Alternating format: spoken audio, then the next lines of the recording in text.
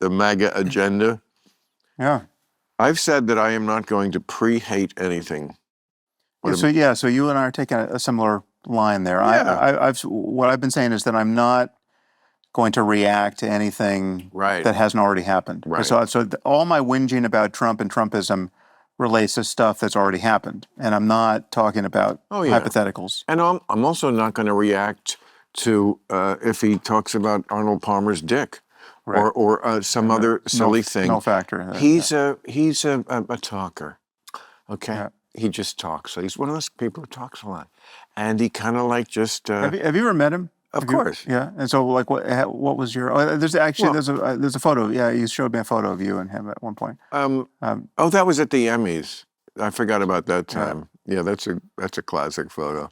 Do you have any like a different experience of him in person versus his public persona? Of course. I have the same experience every single person who's ever met him has, which is, oh my God, not only is he not a monster in person, but he's actually was very nice and charming. And, he's one of those guys who's always looking to make connections and network, and maybe someday this guy, I don't know, but I'm going to like flatter him and give him like 2 minutes of my attention and make him feel like an important person. That's a skill that a salesman like him and a con man like him has to have, and he does have it.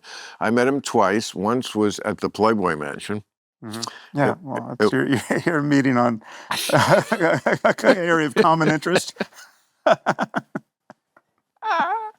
It was the Midsummer Night's Dream Party. Are you familiar? I can imagine. No, I wasn't. You never there. heard of that? No, I think I've heard of it, but I don't. It's iconic. It's famous. It was. Is it a costume? I mean, does everyone show up in costume? No, it was a party.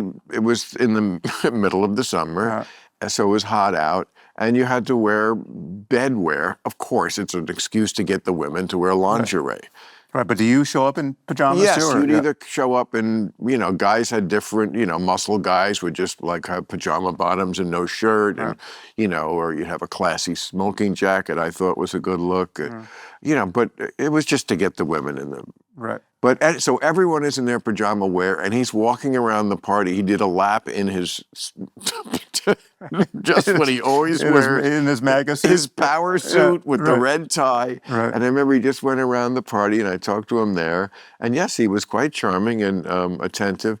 And then I saw him at a club in New York in the 90s. We were both at a club. Again, I know, common interest. I think it was called Moomba.